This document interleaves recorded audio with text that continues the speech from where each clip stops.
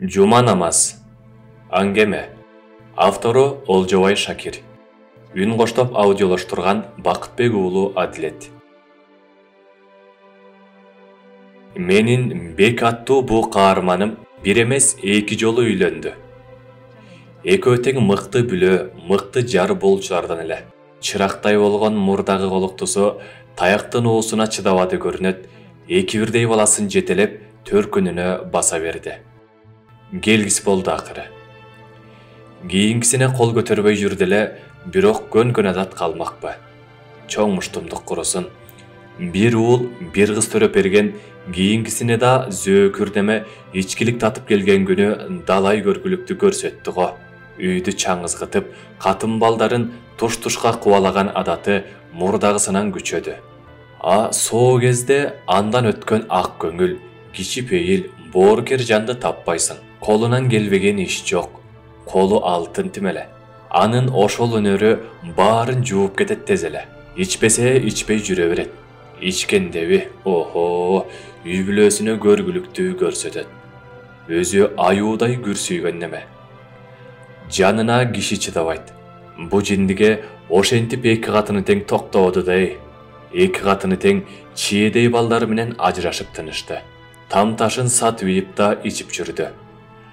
Акыры көчөдө калып, темселеген неме анан кайда бармак. Ата-энесиникинде жашап жүрдү. Элден чыкты. Башканы кой, анын күнүнө ичип келгенине ата-энеси да ушунча көнүп калышса керек, бир күн эле үйүнө сопсоо келбейби? Ата-энеси таң калат буга. Баягы көзү ачылбай күнүгө мас болуп келчү Бектин арак ичпегенине дагы бир жума өтөт. Экинчи жума өтөт. Ал эмес бир ай өтөт. Күнүгө соо. Анан кашайып бир күнү бөтөлкөлөш достору Бекти колдон буттан алып үйүнө көтөрүп келатышса, босогодо турган атасы менин балам ушундай эле дейм да, деп кадимкисиндей сүйлөнөт дейт. Муну мага Бекти көтөрүп келген илейишкендер айтат. Атургай апасы да баламдын качан болсо мас болуп келгенине атасы экөөбүз жедеп көнүп калган турбайбызбы деген тура. Токмок шаарында көчө таптаган мастар бара-бара кыскарды. Жалгыз эле Бек арагын таштай албаган. Көчөдө баягы бөтөлкөлөш достору калбаганын көрүп, ичкиликти кантип таштаарын билбеди. Досторунун бирин да таппай калды. Көп эле жолу ичпейин деди. Эрки жетпеди. Жоро жолдошторунун баары мечитке барып намаз окугандан тарта ичкиликти таптакыр таштап салышканын далай укту. Акыры аракты кантип таштоонун жолуна көзү жетти элем, өзү да намазга жыгылууга ниет кылды. Бир күнү анан мечитке барууну чечти. Жөн барбады. Атасы ага базардан эттүү кара козу сатып бергенине кудуңдап, күрсүйгөн неме семиз козуну мойнуна арта салып мечитке жөнөп калды.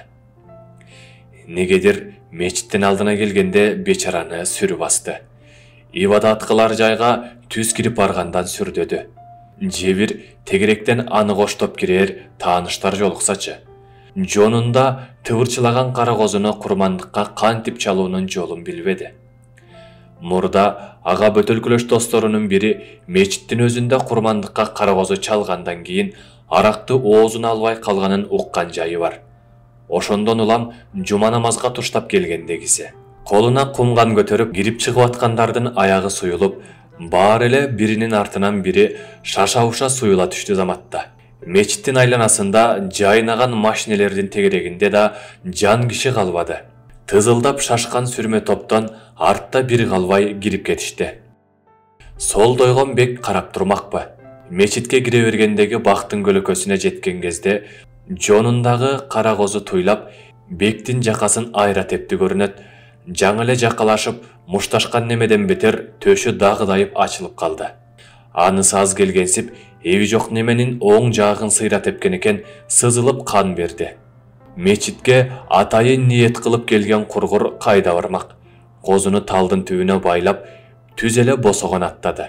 Элдин баары намазга бел бүгүп калган экен. Алдыга жүткүнүп барып, босогодон тып токтоду. Кара козуну курмандыкка чалууга колунда жалаңдаган бычагы даяр. Мусулмандар барсыңарбы? Мечит içinde күтүүсүздөн гүрүлдөгөнүн жаңырды. Аюунун эле өзү экен ал. Баары үрпөйдү. Баары кылчайып калды. Босогодо ырайы суук бирөө турат. Жоон жолпусунан келген. Колунда шамшар бычагы жалаңдайт. Мусулман баласы барбы бир? Жакасы айрылып, төшү дагдайган, жагы ылдый кан шоргологон адамдын үнү мурдагыдан өктөм угулду баарына. Бука моюн буржуйган бектин ырайын көргөн молдокелердин ооздорунан келме учуп, жым болуп калышты катып. Мен мусулман деген бирөөсү болгон жок. Бычакты көрүп, не истейип каткансыды баары.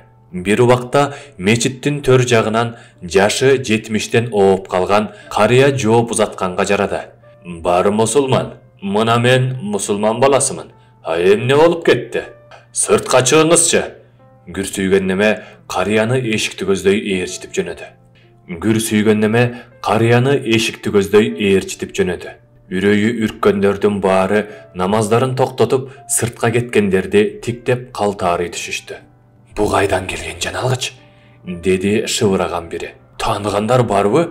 Деди көзү чекчейгени. Бекти тааныган бирөө да табылбады. Мечит ичиндегилердин баары бирине бири шыбырап сүйлөп, аксакалдуу карыяны сыртка ээрчитип кеткен неме эмнеге келгенине акылдары жетпей эстери ооду. Ар кимиси өздөрүнчө келмелерин көбүрөнүп шыбыранышат. А намаз маалы өтүп атат. Аксакал, деди бектин жалбарган үнү карыяга. Мени бир мусулманчылыктын жолуна салыңыз. Мынау жандыкты курмандыкка чалганы атай алып келдим. Мечиттеги мусулмандар сыяктуу мен да адам болгум келет. Адамдай жашагым келет. Турмушунда урунуп беринип жүргөн жигит экенин кексе кары илгиртпей түшүндү. Ичкиликтин айынан буга окшогондордун кээси мечиттин босогосун аттап, туура жолго түшкөнүн көрүп келген карыя жан дилинен салават деди. Кара козуну мууздар алдында алакан жайып бата тартты. Иншаллах деди адегенде. Эми өз колуң менен муузда балам. Жо аксакал, менин колумдан келбейт. Өмүрүмдө мал мууздап көргөн эмес элем. Карыя төрт аягы байланган козуну мууздап, бычакты бектин өзүнө кайра сунду. Терисин өзүң сыйыр эме. Мал союш колумдан келбейт аксакал. 70 жаштын белин ашкан карыянын алы кара козунун терисин сыйрыганга кайдан жетсин. Алдуу күчтүү бирөөсүн чакырмак болуп, колуна бычак кармаган бойдон шашкалактап мечитке жүгүрдү. Мусулман баласы барбы бир? Билегин түрүнүп, колунда бычак жалаңдаган карыяны тиктегендердин баары селейди.